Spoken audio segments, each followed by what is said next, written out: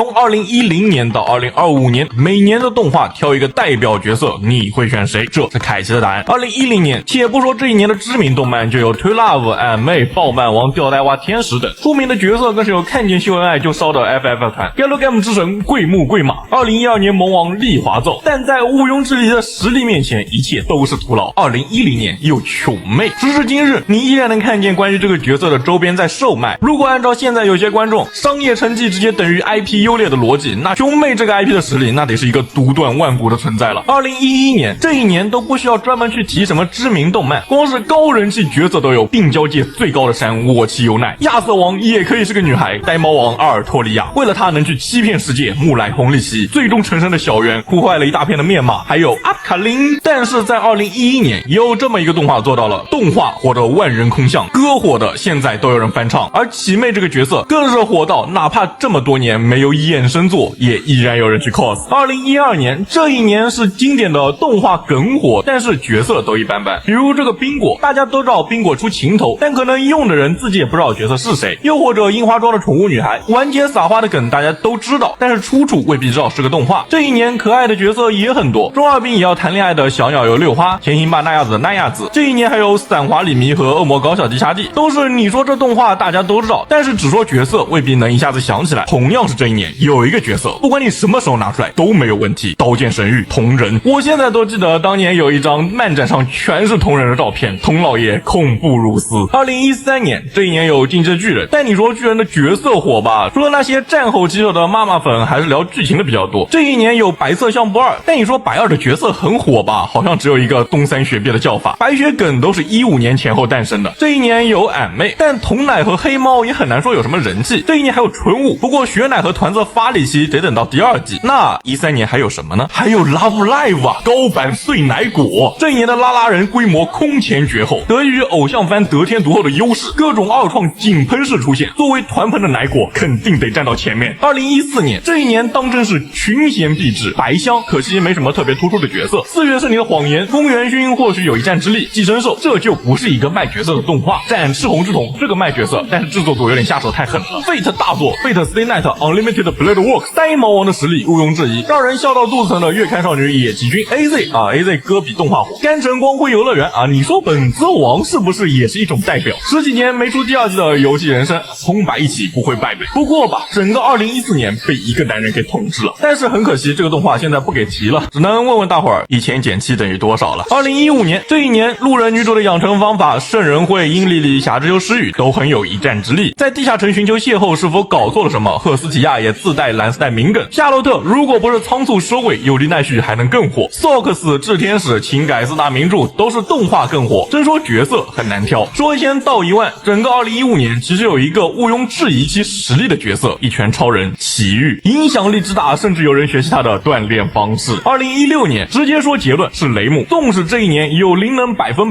3月的狮子、只有我不在的街道这些巨型强者，还有为美好的世界献上祝福，这个美术社大有问题。在下版本有和贵干这样的搞笑圣手，甚至是假铁城踢出金氏一脚的无名，产出跪拜大佬表情的 New Game， 希望之花唱到现在的团长雷姆，在2016年依旧无可撼动。2017年这一年好动画很多，小林家的龙女仆、来自深渊、宝石之国、末世在干什么？有空吗？可以来拯救吗？小魔女学园、黄赌之渊、樱花任务、艾罗毛阿老师、人渣的本源，有梗的动画也不少，像是高速公路梗出处的青恋，道歉时要露出肚皮的乌拉拉麋鹿帖。但真要说角色，恐怕火一些的只有康纳了。2018年这一年应该是目前动画历史上最后的群星闪耀了，强风吹拂、摇曳露营、碧蓝之海、高分少女、Megalobox、高木同学、风女郎学姐、古丽特、邪神与除二兵少女、哥布林杀手、工作细胞、龙王的工作、女神异闻录、刀剑神域、爱丽丝篇，个个都是响当当的响当当。但是这一年至今都笼罩在2个动画的阴影之下，紫罗兰永恒花园、Darling in the Franxx。而且很巧的是，这2个动画的角色也非常火，威尔利特和02。2019年这一年，你可以听到大伙喊39天下第一，看见各路选手翻跳书记舞，普通攻击是全体攻击，而且能2次攻击的妈妈你喜欢吗？光是一个标题就创造出了无数个翻译梗。约定的梦幻岛3小只还没有经历第2季，石巨人的大葱头刚刚解出实话。这一年最火的动画是鬼灭之刃，可是鬼灭有什么角色能代表这个19年吗？那大概只能是第19集砍出那一刀的炭治郎了吧。2020年这一年得属于武条悟。虽然这一年的五条悟还没有变成小丑，但是这一年的五条悟，哪怕我不接触那些角色出的圈子，也能在身边那些平时不看动漫的人的动态里看到说五条悟是疯批美人。但咱就说能不能把那个战后棋手收一收呢？2021年无知转身入敌物资啊！我知道整个2021年有电光机王的绝对纯爱，有赛马娘东海帝皇的传奇取胜，有有机君的小葵花妈妈课堂开课了。但是单凭无知转身，你提到这个动画就会让一些群体哈气，就足够说明这个动画的代表性了。而他们哈气的对象啊，正好就是鲁迪。你就说能不能代表这一年吧？2022年这一年最出名的角色，恐怕得是异世界舅舅里舅舅的各种神人表情了吧？好动画很多啊，有刚开播就被喷的跟艺人我坠入爱河，有发挥极其稳定的彻夜之歌，7月还能看到算稳大战。看画面的话，还有夏日重现、千年血战、名字叫的水手。不过这一年的代表角色，那估计得是小孤独了。画面好，顶级发挥且稳定，角色有梗，表情包遍地，真没得黑。2023年如果是选代表动画，葬送的福利连能直接结束这个比赛。什么我心中危险的东西，别当欧尼酱了，我推的孩子，药物少女的男，基本上也就没有他们什么事了。但论角色，魔法老登和飞轮未必能战胜星野爱。不过吧，这是2023年，有一个相当魔怔的动画统治了整个动画圈子。Bang Dream It's My Go， 让我们恭喜千早爱音女士。你就说这个角色到现在热度下去过没有吧？2024年啊，同样是吃得很好的一年。迷宫饭满足了大伙儿对于异世界大部分的幻想，马路西尔的表情包也很多。Girls 帮得快，小孩节的中指到现在还是一个热门表情包。异妹生活，甜甜的淡淡的，不过角色不是很火。胆大党，疯疯的颠颠的，这动画很难说到底有多火。我独自升级，这火是挺火的，但感觉大伙儿除了吐槽男主的脸没什么特别的存在感。这一年作为绝对讨论度拉满的角色，其实还真有败犬女主太多了的巴奈见杏菜。不管是动画组对他的爱，还是大伙儿对于老八的嘲笑，又或者是官网统计的老八摄入的热量，都是那一年独一档的存在。2025年这一年属于丰川祥子女士Bang Dream阿外木吉卡，一个导演烂出新高的动画。而我们的丰川祥子女士也是从克服小翔到各种谐音梗，在这一年永远的活着。让我们恭喜丰川祥子女士。以上就是凯奇我觉得能代表某一年的动画角色，你有什么不同的见解，欢迎在评论区讨论。我是凯奇，我想和你辩论。